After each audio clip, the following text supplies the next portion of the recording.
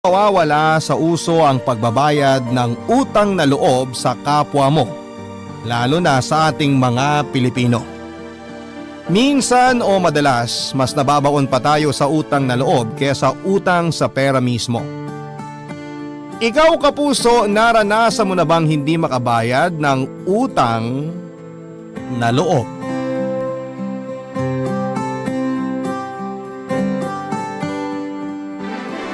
Dear Papa Dudut, sabi ng iba, walang abusado kung walang magpapaabuso. Ginawa ko din ang kasabihan na ito para sa sarili ko dahil aminado akong inabuso ako at aminado rin akong may kasalanan din ako doon. Ako nga pala si Troy, 35 years old, wala pang isang taon mula nang naganap ang ikukwento ko sa inyo tungkol sa amin ng 40 anyos kong kuya na si Goyo. Bagay nga siguro sa kanya ang pangalan niya, naisip ko lang. Lagi kasi niya akong nagogoyo noon para tulungan siya sa mga pasanin niya sa buhay. Pareho na kaming pamilyado at may mga responsibilidad na sa buhay, pero mas pinili ni kuya na idagdag ang sarili niya sa mga obligasyon ko. Hindi ko nakasanayang tumanggi kapag hinihingan ako ng tulong ng mga mahal ko sa buhay.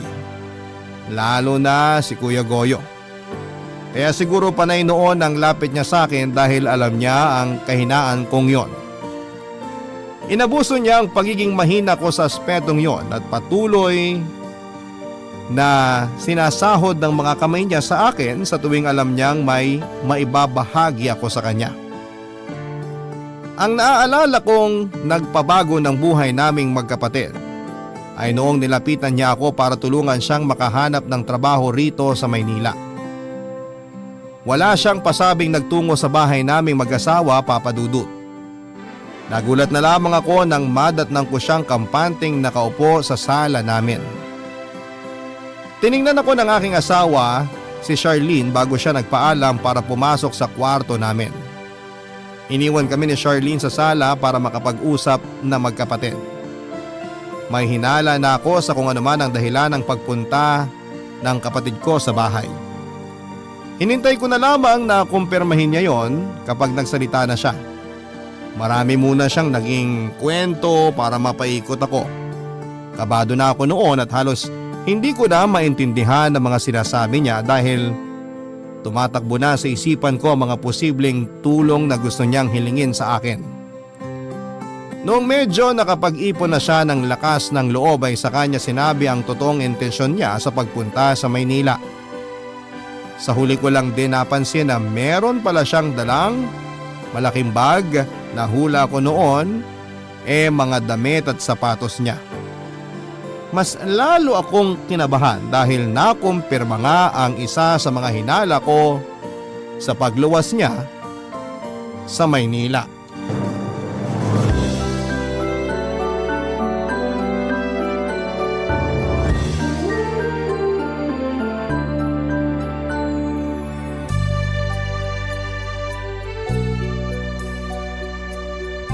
Siguro naman napansin mo na itong dalawang bag ko sa gilid ng sofa nyo. Ngayon lang din nung sinipa mo. Kasi parang ayaw mo igawi yung mata mo sa bag ko . Pasensya ka na kuya, nakatutok lang kasi ako sa mga sinasabi mo . Ay, lalakasan ko na loob ko ha. May kinalaman kaya sa sasabihin mo yung mga bag na dala mo? Oo, meron. Ano bang balak mo kuya? Nahihiya ako . Ngayon ka pa mahihiya, marami ka nang nahinging pabor at tulong sa akin. Mukhang binibilangan mo na ako . Hindi dapat ganyan kapag kadugo. Wala naman ako masamang intensyon sa sinabi ko. Andito na rin naman tayo. Troy, lumuwas ako rito sa Maynila para humingi sana ng tulong sa'yo. Kailangan mo ba ng pera kuya? Kasi kung oo, malabong mapahiram kita. Kasi simula pa lang naming magbayad ng loan . Kailangan ko nga ng pera pero huwag kang mag-alala. Hindi ako hihingi sa'yo. Ano bang maitutulong ko sa'yo? Bahay. Hindi kita kayang bilhan ng bahay kuya. Kaya nga ako nag-loan para may pandagdag ako sa down payment ng kukunin naming bagong bahay ni Charlene. Hindi ako hihingi ng bahay, ikaw talaga. Kailangan ko sana na matutuloy ang pansamantala rito sa Maynila para sa papasukan kong trabaho. Pwede kitang tulungan sa Sabado para maghanap tayo ng matutuluyan mo. Saan ka ba nakakuha ng trabaho? Wala pa nga eh. Akala ko naman may nakuha ka ng trabaho. Dapat unahin mo yun bago ka humanap ng matutuluyan. Yung titirahan mo dapat malapit lang dun sa trabaho mo. Yun nga rin ang naisip ko eh.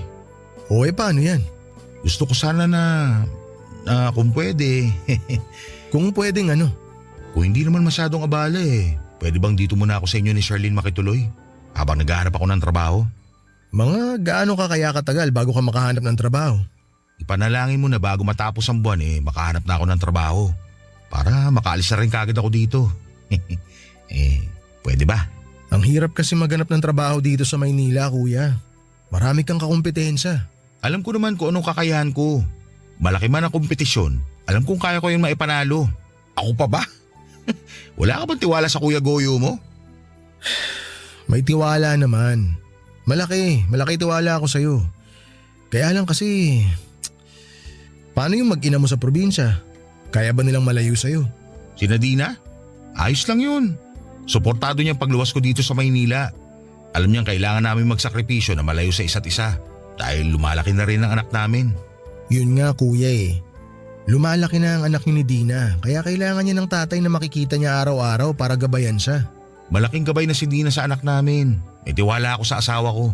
Di kasi natin masasabi. Para namang ayaw mo akong tulungan, Troy. Hindi naman sa ganun. Ang dami mong naiisip na rason para tablahin ako Ayaw mo bang umasenso ko katulad mo? Aba syempre gusto ko. Kaya lang ano? O sige na, payag na ako. Talaga? Yun! Wala nang bawian ha? Oo, kakausapin ko si Charlene mamaya. Ayos lang ba sa'yo kung dito ka lang sa sala matutulog? Isa lang kasi ang kwarto rito Ay naku, walang problema. Kahit sa banyo mo pa ako patulugin, ayos lang.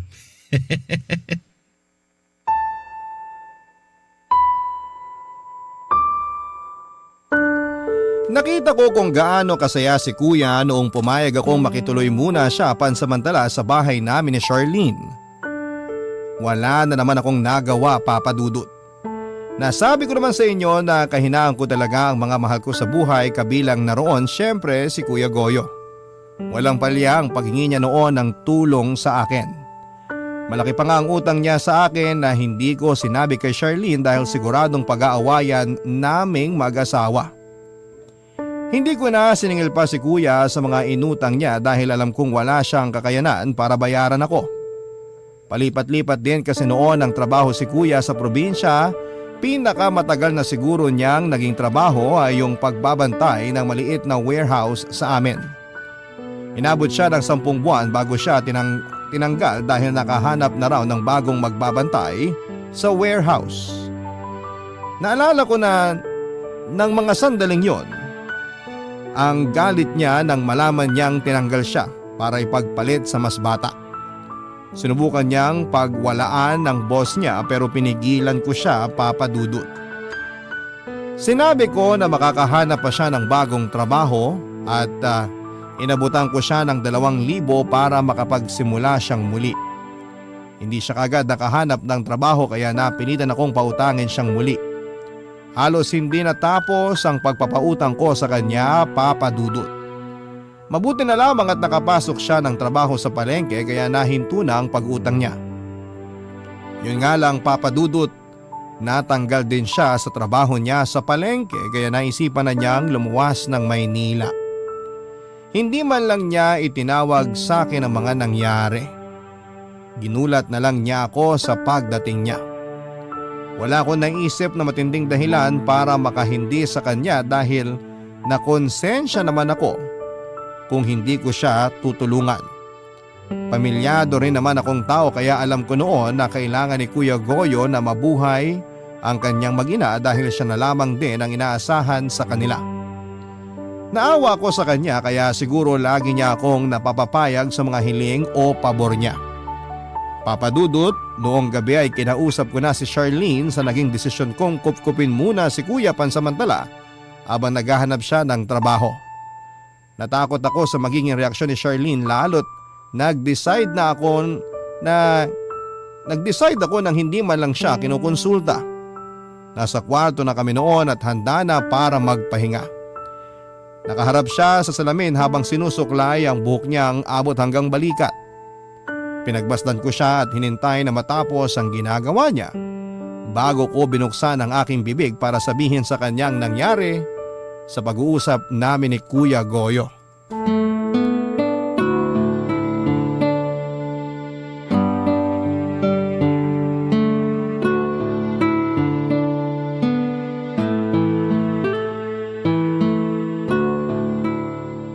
Lusaw na ako. Ha? Kanina ka pa nakatitig sa akin habang nagsusuklay eh. Sorry. Nagandahan lang siguro ako. Sa suklay o sa akin? Siyempre sa'yo. Kahit anong suklay pa ang nakapaligid sa'yo, ikaw pa rin ang tititigan ko. Pakilig naman to.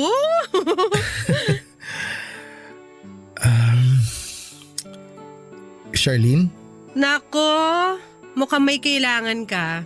paano mo naman nasabi? Kilala na kita. Kapag may kailangan ka, bobolahin mo muna ako, tsaka mo babanggitin ng seryoso ang pangalan ko. Grabe ka naman. O bakit? Wala ka bang kailangan? Meron. Di tama ako. Babae talaga lagi ang tama eh. Dahil may kailangan ako, hindi na ako makikipagtalo dyan sa sinabi mo. Sana palagi kang may kailangan. Naghahanap kasi ng trabaho si Kuya Goyo. Parang nabanggit nga niya kanina sa akin nung dumating siya. Hindi ko lang masyado tinanong kasi masusunog na yung piniprito kong isda. Nagpapatulong kasi siya sa akin eh. May opening ba na trabaho sa kumpanya niyo ngayon? Walang opening dun, tsaka hindi naman pwede si Kuya ron. Yun nga rin ang naisip ko. Ano bang tulong ang kailangan niya? Kailangan niya ng matutuluyan. Troy, wag mo sabihin. Nagipit na rin kasi ako kanina eh. So nagdesisyon kang patuloyin siya rito nang hindi man lang ako sinasabihan?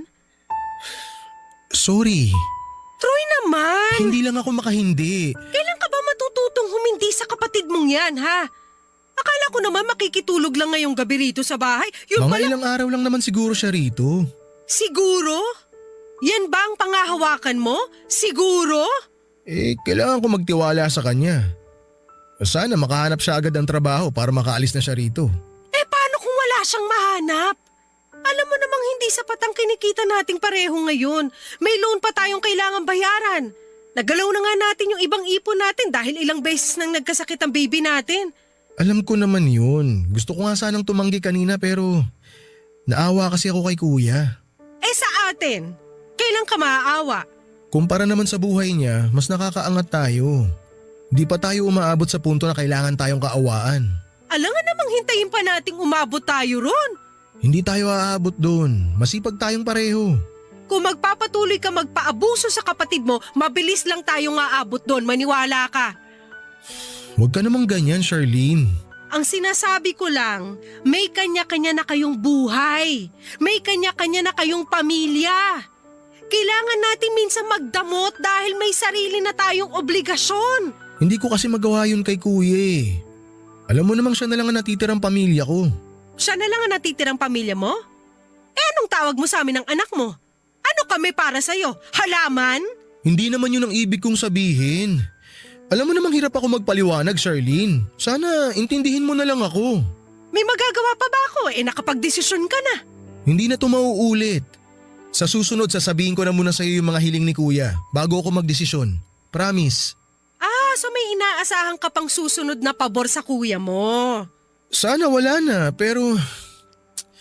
Charlene naman, alam mong mahina ako magpaliwanag eh. Ano pa nga ba magagawa ko kundi intindihin ka na lang? Ayusin mo na lang yung kama. Matulog na tayo.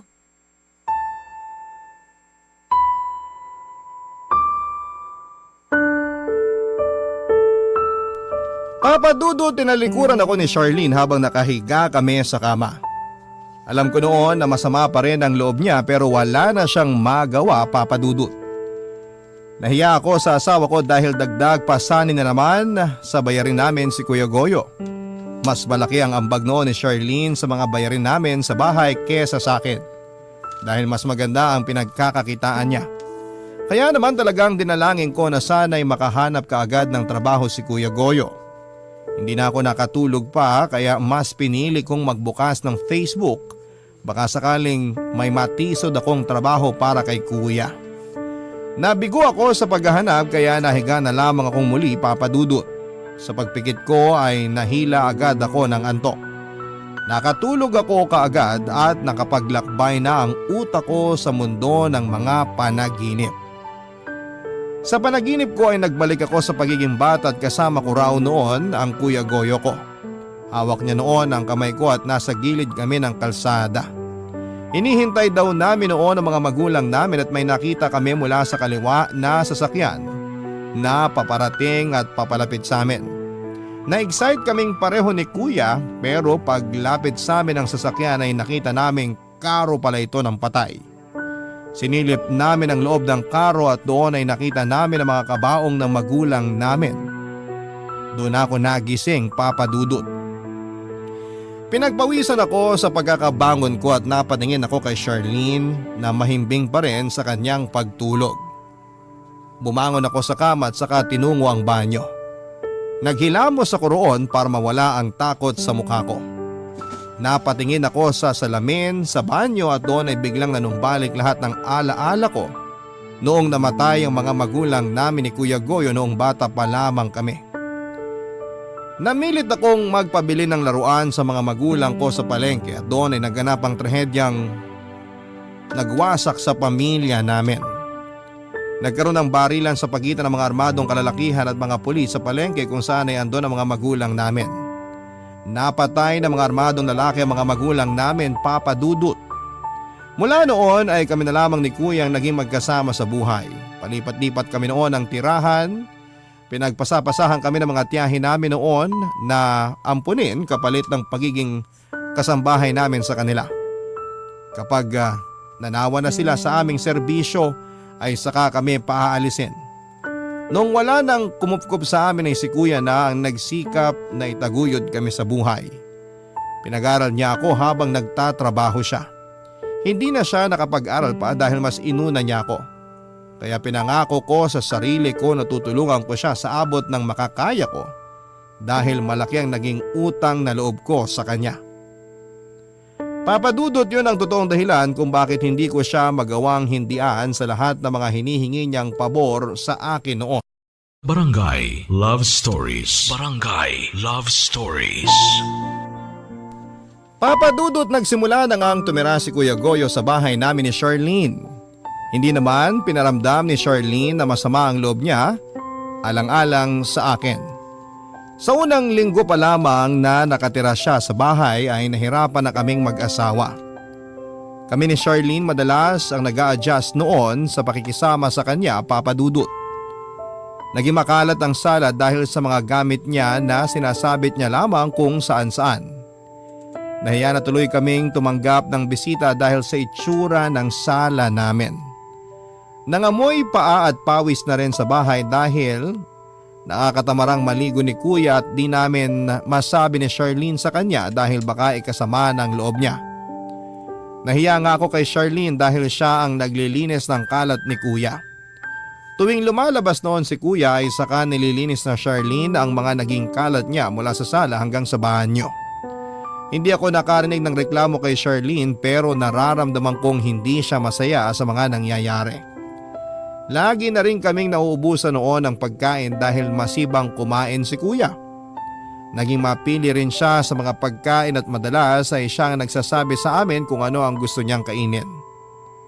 Buti sana kung nag-aambag siya sa amin noon pero ni piso ay hindi kami nakakatanggap sa kanya dahil wala pa naman siyang nahahanap na trabaho. Hindi pinalad si Kuya na makakuha kaagad ng trabaho tulad ng inaasahan niya, Papa Dudut. Nainis siya dahil pakiramdam niya mas magaling siya sa mga nakasabayan niyang nakukuha sa mga sinubukan niyang pasukan. Dahil nga rin siguro sa galit kaya napadalas ang pag-inom niya ng alak. Panay noon ang hingi niya sa akin ng pangbili ng alak at pulutan. Hindi ko yun sinabi kay Charlene dahil siguradong mas lalong magagalit ang asawa ko sa akin. Pinakiusap ko na lamang kay Kuya na kung iinom siya ay dapat tulog na ang asawa ko. Madalas na rin akong napupuyat noon dahil gusto niyang samahan ko siya sa pag-inom dahil nalulungkot daw siyang mag-isa. Sinamahan ko na lamang kahit isang shot lang ako para wala na rin siyang maging sama ng loob sa akin. Tulad na lamang noong minsang inaya niya akong mag-inuman. Tumanggi ako dahil sinabi ko na maaga akong aalis ng bahay. Nagtampo siya at pinaramdam sa akin na malungkot siya dahil sa nangyayari sa buhay niya. Napilitan tuloy akong magpuyat para lamang masamahan siya, Papa Dudut.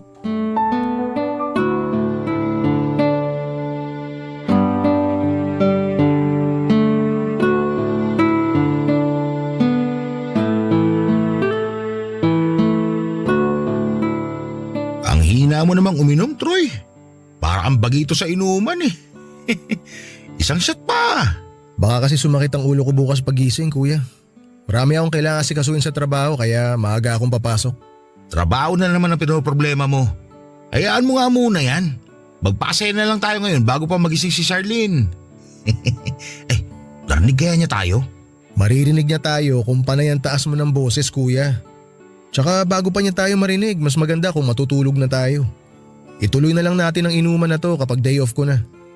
Ay, gusto ko lang naman kasi makatulog eh. Kaya ako umiinom. Eh di matulog ka na. Subukan mo lang pumikit. Di naman kailangan idepende sa alak ang pagtulog. Oh, kukunin ko na tong alak para maitago ko na. Muntik na nga palang makita ni Charlene nung isang gabi yung alak na di mo naubos. Mabuti na lang nahila ko siya palayo sa ref bago pa niya nakita. Kaabanggit mo kay Charlene, lalo ko tuloy namimiss sa kasawa ko si Dina. Ay, 30 na rin si Charlene, no? Oo, 30 na nga. Pareha sila ni Dina. Ay, namiss ko tuloy yung pagbubunga nga ng asawa ko kapag may kapalpakan ako. Mula nang lumuwas ako rito sa Maynila biglang nanahimik ang mundo ko. Pero alam mo, bigla ko hinarap yung ingay ng asawa ko. Baka oras na para umuwi ka sa inyo, kuya. Sigurado ako namimiss ka na rin ni Dina. Ay, kung pwede lang eh. Pero nangako ako na hindi ako uuwi hanggat wala akong trabaho. May intindihan naman niya siguro yon. Di naman ganun kadali maghanap ng trabaho dito sa Maynila. Nakapagbitiw na rin ako ng salita. Sabi ko nga, may intindihan ka niya. Ganyan din naman si Charlene nung unang beses na nawalan ako ng trabaho at kinailangan ko maghanap ng bago. Naintindihan niya na di madali humanap ng trabaho sa panahon ngayon kaya sigurado ako na ganun din si Dina kapag sinabi mo sa kanya. Alam ko naman kaya niya ako maintindihan. Pero andun pa rin yung hiya eh. Namimiss ko talaga si Dina. Oo, sakit ng ulo minsan ng mga babae sa buhay natin. Pero kapag nawala naman sila, saka natin hinahanap-hanap. Sana nga magkasama na kayo ni Dina, kuya. May paraan naman para magkasama kami ulit na mag-ina ko. O di gawin mo. Pwede kaya? Paanong pwede? Gusto ko sanang paluwasin sila rito sa Maynila eh. Tapos? Nakakahiya man sa'yo, bunso. Pero hihiling sana ulit ako ng pabor. Pabor ulit? Naku, ayan na. Mukhang nakakahiya nang pasadahan yung pabor na sinasabi ko. Kung kaya ko, pwede naman kitang pagbigyan sa pabor na yan kung ano man yan. Madali lang naman tong pagbigyan. Ano nga? Ayos lang ba kung luluwasin na Dina rito sa Maynila? Sagot naman nila ang pamasahe. Huwag kang mag-alala. Hindi ako hingi sa'yo kasi nakakahiya na rin. Di naman ako may-ari ng Maynila eh. Lumuwas lang sila kung kailan nila gusto. Hindi ko naman may pagbabawal yun. Pero pag-aari mo kasi itong bahay. Ha? Anong ibig mong sabihin, kuya? Ito naman hindi pa makalata sa gusto kong puntuhin.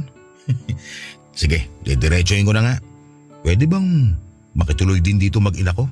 Hala, parang hindi na tayo kakasya rito sa bahay niyan. Ikaw pa nga lang dito sa sala halos sakop mo na. Payat naman pareho mag-ina ko. Kaya ko na silang isiksik dito sa sala kasama ko. Hindi naman sila magiging komportable nun.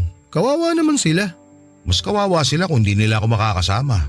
Tsaka baka hindi sila komportableng gumalaw dito. Baka mahiya si Dina. Naku, makapal ang mukha nun. Wala nang hiya sa panahon ngayon. Ano, tawagan ko na ba si Dina para palosin na bukas? Hala, agad-agad? Sabik na kasi ako makasama sila eh.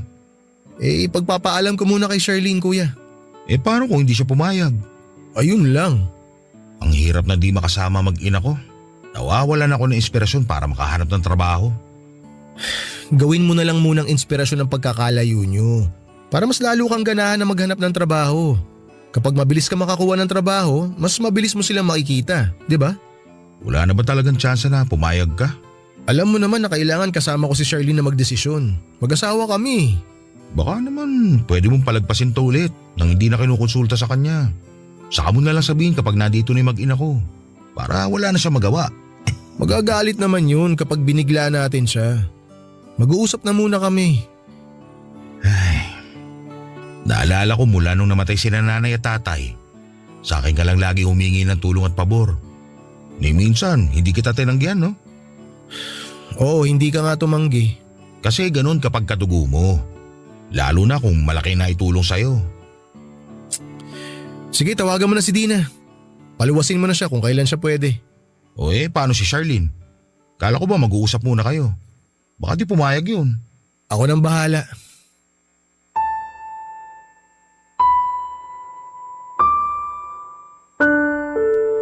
Nakapagbitiw na naman ako ng salita at alam kong hindi yon magugustuhan ni Charlene kapag nalaman niya. Napapayag ko nang matulog si kuya after niyang tawagan si Dina para paluwasin na sila pag sikat pa lamang ng araw. Nagpasalamat si kuya sa akin at sinabi na masaya siyang nakakabayad na ako ng utang na loob sa kanya. Sinagot ko na lamang yon ng matipid ng ngiti at saka nagpaalam na para pumunta sa kwarto namin ni Charlene. Inasahan kong tulog na ang asawa ko pero pagkabukas ko ng pintuan ay nakita ko siyang nakasandal lamang sa headboard ng kama at nagbabasa ng libro. Nakasuot ng reading glasses niya na medyo lumuluwag na sa kanya. Nang maramdaman niya ang pagpasok ko ng kwarto ay napatingin siya sa direksyon ko. Initian niya ako at inaya na sa kama para magpahinga. Nag-aalangan pa ako at sinabing magbabanyo muna ako. Hindi naman ako naiihi o di kaya naman ay kailangang madaliin ang pagsisipilyo pero nagtagal ako sa banyo para praktisin kung paano ko sasabihin kay Charlene na napag-usapan namin ni Kuya Goyo. Noong sa tingin ko ay kaya ko nang harapin si Charlene ay saka ako lumabas ng banyo. Napansin niya na siyempre nagtagal ako sa banyo. Alam niyang kapag nagtutungo ako doon mabilis lamang dahil na liliitan ako sa banyo namin at pakiramdam ko ay hindi ako makahinga. Hinaya niya akong muli para tabihan siya. Ibinaba na niya ang librong binabasa niya at saka tinanggal ang reading glasses niya. Hinarap niya ako at parang gusto akong lambingin. Nakita ko yung oportunidad para sabihin sa kanya ang napag-usapan namin ni Kuya Goyo. Napalunok pa ako ng malakas nang nilapit na niya ang mukha niya sa akin. Doon ay napansin niyang parang may gusto akong sabihing seryoso sa kanya. Tiningnan niya akong muli sa mukha at parang hinuhulaan kung ano ang laman ng isipan ko. Hindi ako noon makatingin sa kanya dahil nakakaramdam ako ng kaba, Papa Dudut. Napahinga siya ng malalim at saka kinumpronta ako sa posibleng problema na nasa isipan ko. Hindi ko pa man nasasabi noon pero dumilim na ang itsura niya, Papa Dudut. Nasira ko tuloy ang mood niya. Kung bakit naman kasi nasakto pa na humingi ng pabor noong gabing yon, si Kuya Goyo.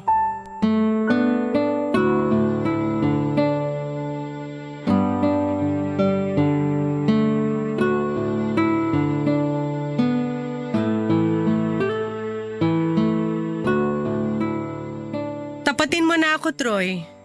Ha? Anong ha? Sabihin mo na sa akin kung ano man yung gusto mong sabihin.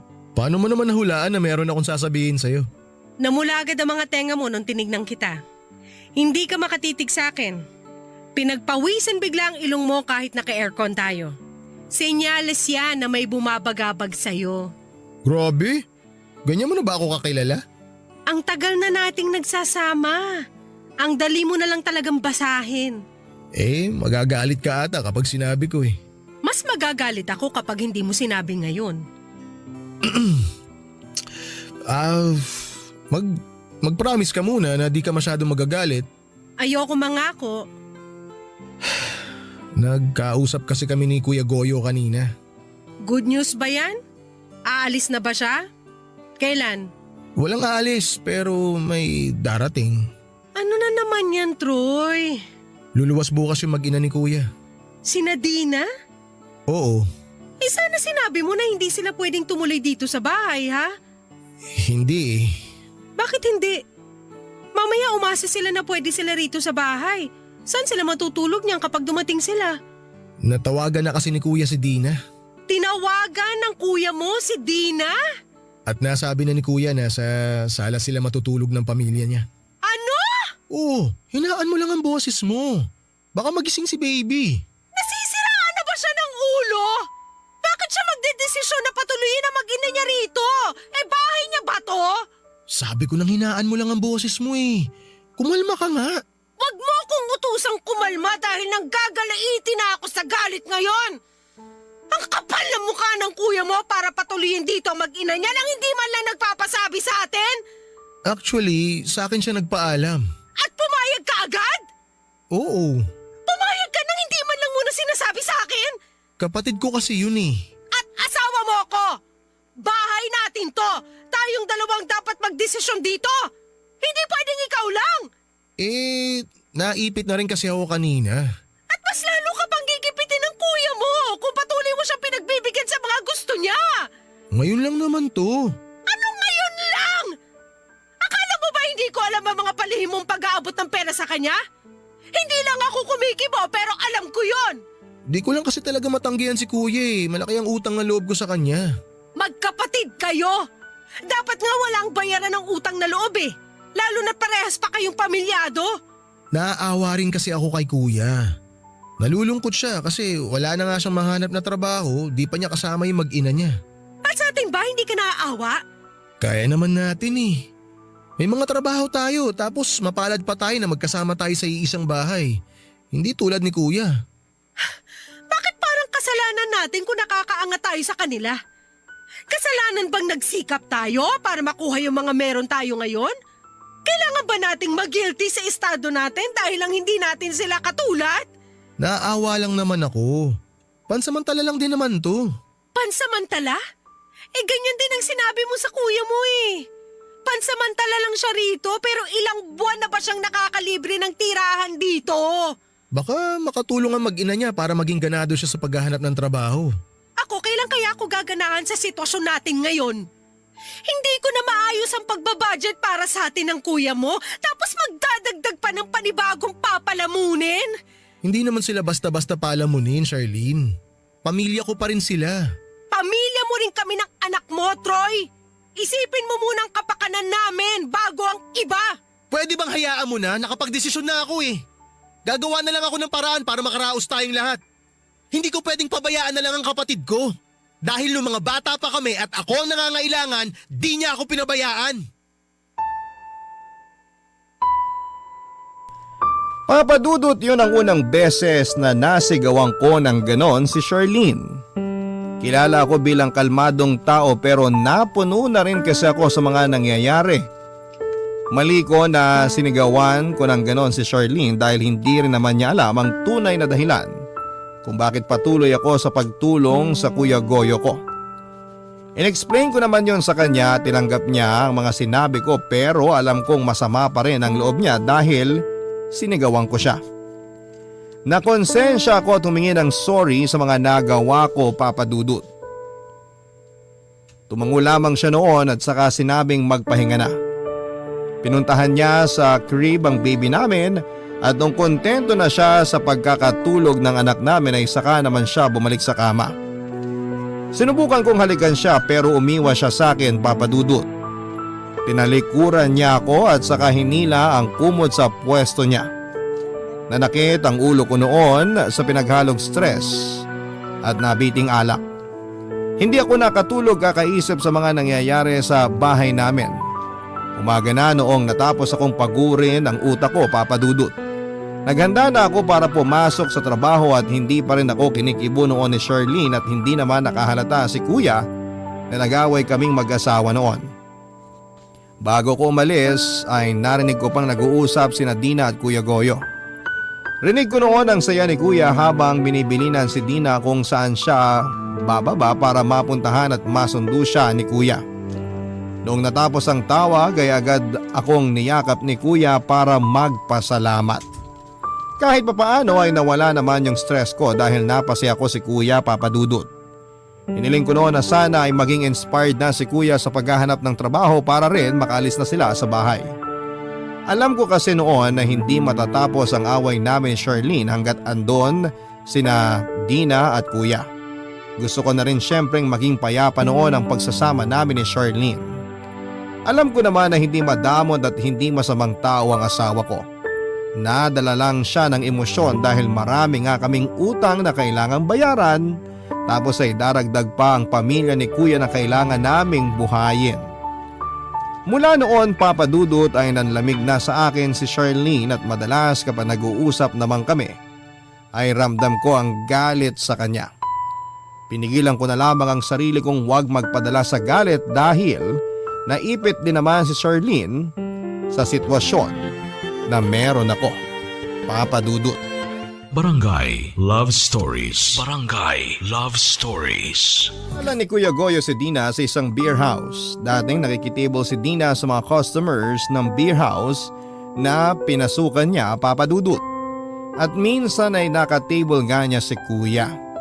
Nagkaroon ng interes si Kuya kay Dina dahil sa pagiging totoo daw ni Dina. Natuwa siya dahil takles at malakas ang self-confidence ni Dina. Yun daw noon ang tipo ni Kuya sa isang babae. Mabilis silang nagkahulugan ng loob. Naging silang dalawa at nag-live-in ng ilang linggo mula noong sagutin ni Dina si Kuya. Hindi naman pinatigil ni Kuya si Dina sa pagtatrabaho sa beer house dahil malaki ang kita ni Dina sa pagpapabili ng latest drink sa mga customers niya. Inahatid sundo ni Dina noon ni Kuya gamit ang pinapasada niyang tricycle. Naging masaya silang dalawa kahit paminsan-minsan ay nagdududa si Kuya kay Dina dahil sa dami ng mga nakaka-table noon ni Dina. Nilakasan na lang daw ni Kuya ang tiwala niya kay Dina para hindi na sila mag-away dahil trabaho lamang yon. Hanggang sa nabuntis na si Dina. Nagduda pa kami ni Kuya noong simula dahil tumagilid ang tiwala niya kay Dina 1 buwan bago siya nabuntis. Nagkahiwalay sina Dina at Kuya pansamantala para makahinga dahil panay noon ang away nila. Hanggang si Kuya na rin ang unang lumapit kay Dina para makipagbalikan dahil nami-miss na raw niya si Dina. Nagkabalikan sila noong 6 na buwan nang buntis si Dina. Sinabi nga sa akin ni Kuya kahit na hindi siya ang ama ng pinagbubuntis ni Dina ay tatanggapin daw niya. Huwag lamang mawala si Dina sa kanya. Doon ko nakita na mahal ni Kuya si Dina, Papa Dudut.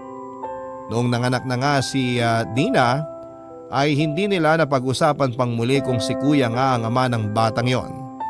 Naging masaya naman silang pareho lalo na noong umalis na si Dina sa beer house. Akala ko nga noon ay magkakahiwalay sila pero naging matatag naman ang relasyon nila. Kahit marami silang mga naging problema.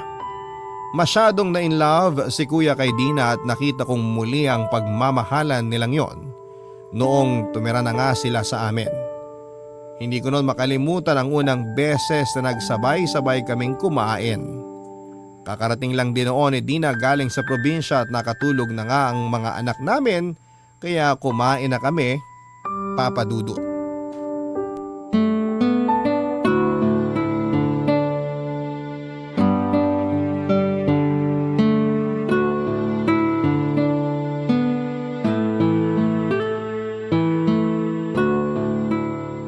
Dina, damihan mo kain mo ng kanin ha. Marami silang bigas dito. Kasi buwan-buwan merong rice allowance to si Torre sa trabaho niya. Ganun ba? Uy, baka naman pwede makahingi kahit isang salup lang ng bigas para ipadala ko sa kapatid ko. Basta ba may extra walang problema. Ay, joke lang yon, Troy. Baka mamaya magalit tong si Charlene. Bakit naman ako magagalit? Feeling ko lang naman, lagi ka kasing nakasimangot. Kaya pakiramdam ko konting mali lang namin ni Goyo, sasakalin mo na kami. Grabe ka naman manghusga. Hindi naman, uy. Binabasi ko lang din kasi sa facial expression mo. Ayun na nga. Di ba panghuhusga na yon? Nga pala Kuya Goyo. Meron pala ako nakitang opening dun sa isang eatery malapit sa trabaho ko. Naghahanap sila ng kusinero. Wag doon! Huh? Bakit naman? Hindi naman marunong magluto tong si Goyo. Magpakulo nga lang ng tubig hindi pa niya magawa ng maayos. Magluto pa kaya? Naku, pas ako dyan tol. Itong si Dina magaling magluto. Ay naku, totoo yan! Lasang-lasa ko kung may mali sa niluto. Kahit nga may sipon ako malakas pa rin ang panlasa ko. Talaga? Ay oo, Charlene! Parang itong niluto ni Troy na adobo na sobrahan sa toyo. Dapat mas marami ang nilalagay na suka kaysa sa toyo. O tingnan mo tuloy, ang alat! Ako ang nagluto ng adobo na yan. Hindi si Troy. Ganun ba? Next time, mas marami ng konti ang suka kaysa sa toyo, ha? Tsaka wag masyadong babaran ng asukal. Hindi ko na tuloy alam kung adobo pa ba ito o humba. Payo lang naman. Salamat sa payo. You're welcome. Mauna na pala ako sa kwarto. Matutulog ka na? Tatawagan ko lang yung coordinator natin para sa binyag ni baby next year. Sige. Sunod ako sa'yo. Ligpitin ko lang itong mga pinagkainan natin. Salamat. Kuya Goyo, Dina, mauna na muna ako ha. Pasensya kung hindi ako makakasama sa kwentuhan nyo ngayong gabi. Ay wala yun. Wala ka rin naman masyadong ambag sa dakdakan. Joke!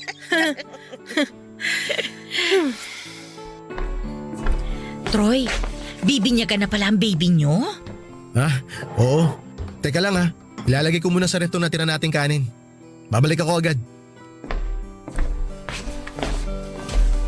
Goyo, tanungin mo kung pwedeng isabay na sa binyag ng anak nila yung anak natin. Nakakahiya. Magpabinyag na lang tayo kapag may pera na ako. Kailan pa? Wala ka pang ang trabaho. Magtatrabaho na ako. Andiyan na kayong inspirasyon ko eh. Huwag mo na akong bolahin. Ireserba mo na lang yan kina Troy at Charlene. Gawin mo ang lahat para mapapayag silang makisabay tayo sa binyag. Para wala na tayong gastusin. Kaya naman nila mag-asawa yun eh. Di na naman, nakakahiya na. Makikitira na nga tayo rito ng libre. Sagarin na natin. Minsan lang naman to habang gusto pa nila tayo. Nakakaawa rin naman kasi yung anak natin eh. 4 na taon na pero hindi pa rin siya nabibinyagan. Kailangan yata sa daycare center ng baptismal certificate. Sige ka, di makakapag-aral yung anak natin. Gusto mo ba yon? Siyempre hindi. Kaya nga pagbalik ni Troy, kausapin mo na siya. Ha? Susubukan ko. Tsaka, try mo ring itanong kung pwedeng pahiramin ako ni Charlene ang isusuot ko sa binyag. Medyo may katabaan siya. Pero pwede ko namang paremedyohan yung ipapahiram niya kung papayag siya.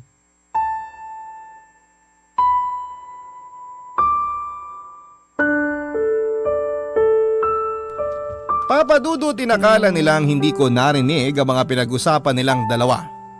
Nakabalik ako kaagad pero nagtago ako sa gilid para hindi nila ako makita. Noong natapos silang mag-usap ay saka naman ako bumalik ng hapagkainan. Doon naman nagpaalam si Dina para magyosi sa labas. Inisip kong paraan niya lamang yon para makorner ako ni Kuya Goyo. Minadali kong maglinis ng mesa at hindi na muna kinausap si Kuya. Hindi ko siya matignan noon dahil alam kong hinuhuli niya ang tingin ko para masabi niya ang pabor na hihilingin niya sa akin. Naramdaman ko naman na medyo alanganin din siya na kausapin ako kung hindi lang talaga nagpumilit si Dina.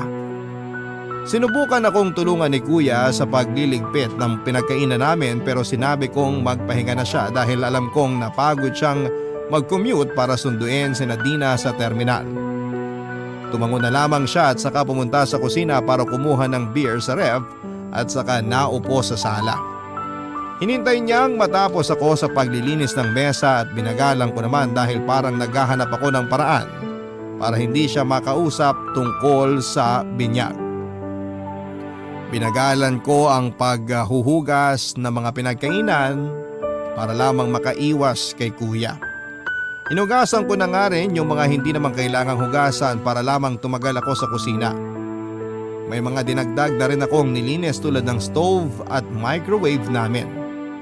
Inisip ko pa na kung paano haharapin si Kuya at kung paano siya tatanggihan sa hihingin niyang pabor na parang natatakot na ako. Natatakot ako noon na mapasama ang loob niya dahilan para muli niyang i-bring up yung utang na loob ko sa kanya. Alam ko noon, Papa Dudut, na hindi ko naman mapipigilan ang sarili ko na pumayag sa gusto niya, pero magiging dahilan yon para masira kami lalo ni Charlene. Sa totoo lang, Papa Dudut, ay hindi pa ako napapatawad noon ni Charlene sa pagsigaw ko sa kanya at pagpayag na patirahin si Dina sa bahay. Kaya alam ko noon na magiging triple ang galit ni Charlene kapag nalaman niyang gustong isabay ni na kuya ang binyag ng anak nila sa anak namin. Alam kong matagal nang pinagplanuhan ni Charlene ang binyag ng panganay namin. Marami na siyang naplano para maging espesyal ang araw na yon. Alam ko noon na sasama ang loob niya kung merong makikihati sa espesyal na pagdiriwang na yon. Kaya naman nilakasan ko na ang loob ko at handa na akong tanggihan si kuya. Tinapos ko na ang paghuhugas ng mga pinagkainan at saka sinadya ko nang daanan siya sa sala. Doon ay nakita kong nagbubulungan sina Dina at si kuya.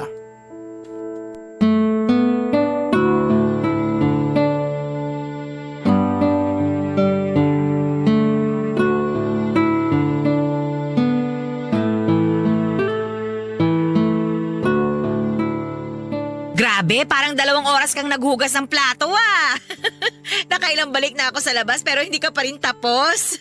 Nilinisan ko na rin kasi yung stove tsaka yung microwave. Nanlilimahid na kasi sa dumi. Yak! Buti nilinisan mo na rin. Nakakairita yung maruming kusina. Ay, teka. Lalabas lang muna ako ha. Yossi, break ulit. Sige, usap mo na kayo magkapatid dyan. Troy, may sasabihin yata sa'yo si Goyo. Goyo! Oh, ito na si Troy. Ha? May sasabihin ka, kuya? Oo eh. Ano yun? Maupo ka muna. Ay, hindi na. Maiksi lang naman siguro yung sasabihin mo, no? Para makapanik na rin ako sa kwarto. Baka hinihintay na ako ni Charlene Ano kasi, narinig ko na pabibinyagan nyo ng anak nyo ni Charlene. Oo, pabibinyagan na nga namin. Nabanggit ko rin naman kanina. Naisip ko lang kasi, paano kaya kung Kung maging ninong ka sa anak namin? pwede rin naman. Basta hindi niya ako sisingilin tuwing Pasko. Yun ba talaga sasabihin mo, kuya? Meron pa eh. Sabihin mo na, kuya. Makikinig ako. Hindi pa kasi nabibinyagan yung anak namin ni Dina eh. Ah, talaga? 4 na taon na siya, di ba? Lagi kasi nagigipit kaya walang pambinyag. Alam mo naman sa probinsya, kailangan maganda ka pag may binyagan para hindi nakakaya sa mga ninong at ninang. Di pabinyagan yun kapag nakahanap ka na ng trabaho. Gusto ko sana kung pwede lang eh. Isabay na lang sana yung binyag ng anak namin sa anak nyo ni Charlene. Ha? Parang mahirap ata yan, kuya. May mga gumagawa naman ng ganun, sabi ni Dina. Saka para practical para sa amin, di ba? Wala rin kasi kaming pera ngayon eh. Pero gusto na namin mabinyagan yung anak namin para kapag ginanapan ng baptismal certificate sa school, may maibigay kami. Parang di naman kailangan ng ganun para makapag-aral. Yun ang narinig ko eh. Mas maganda ng handa, di ba? Naku, tagilid tayo dyan, kuya. Siguradong hindi papayag si Charlene. Bakit naman hindi? Ayaw ba niya mabinyagan ng pamangkin nyo? Kawawa naman yung pamangkin yung tumatanda na hindi pa nabibinyagan.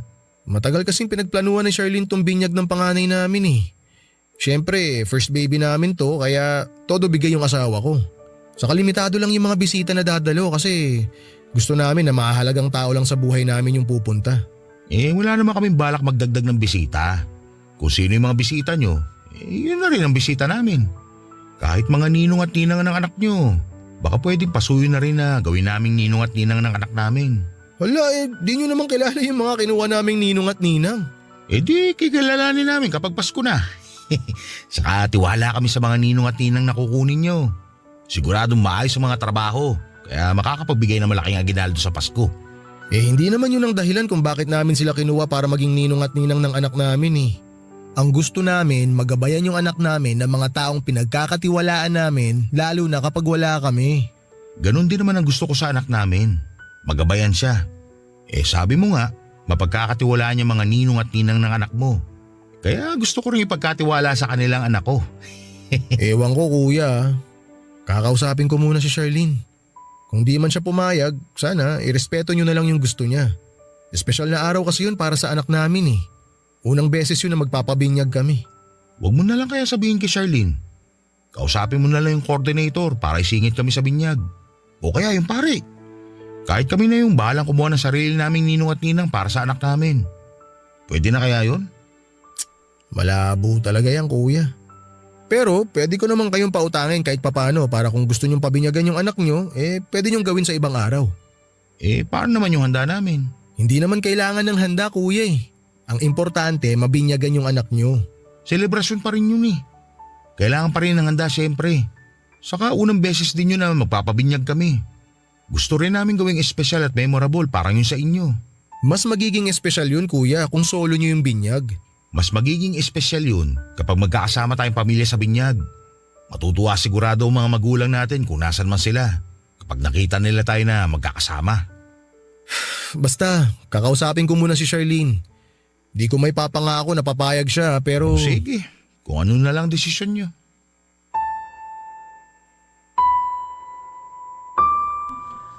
Napansin ko nang nagtampo si kuya sa akin, Papa Dudut. Sinubukan ko siyang kausapin at ipaliwanag muli kung bakit alanganin ang gusto niyang mangyari. Inoferan ko na rin siya ng dagdag na pera para may panggasto sila sa handa pero tinanggihan niya yon dahil gusto niyang sabay ang binyag ng mga anak namin. Napikon na rin ako dahil ginawa ko naman ang lahat ng pwedeng gawin para mabinyagan ang anak nila pero ibang direksyon ang gusto nilang tahakin.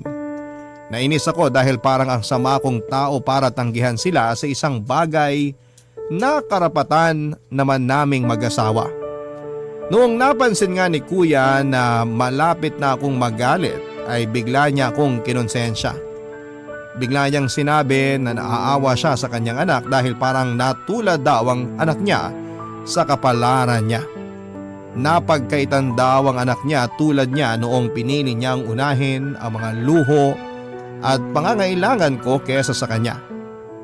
Naiyak pa siya habang binabalikan niya yung mga nagawa niyang sakripisyo para mapaganda ang buhay ko. Aminado po akong natamaan ako sa mga sinabi niya dahil naaalala ko ang lahat ng naitulong niya sa akin. Papadudot ilang buwan na lamang at bibinyagan na ang anak namin ni Charlene. Hindi ko pa rin magawang sabihin ngayon kay Charlene ang napag-usapan namin ni kuya. Nakiusap nga rin ako kay kuya na huwag niya akong madaliin dahil nape-pressure din ako. Naintindihan naman daw niya ako pero ramdam kong umaasa siya ng positive na resulta sa paglapit ko kay Charlene. Alam ko namang hindi papayag si Charlene pero gusto kong subukan, Papa Dudut. Gusto kong ipaliwanag sa asawa ko ang pinanggagalingan ko kung bakit hindi ko matanggihan si kuya. Baka kasi maintindihan niya at pumayag siyang isabay ang binyag ng anak namin at anak ni na kuya at Dina, Papa Dudut. Habang hindi ko pa nga sinasabi kay Charlene baka pwedeng makahingi ng tulong sa mga kabarangay natin dyan para makapag-decide na po ako. Hindi ko kasi talaga alam kung ano ang gagawin para akong naiipit sa dalawang bato. Sana ay matulungan niyo po ako. Hanggang dito na lamang po ang aking liham. Maraming salamat po sa pagbasa at pagbigay ng tulong. Ang inyo pong kabarangay forever, Troy. Barangay Love Stories.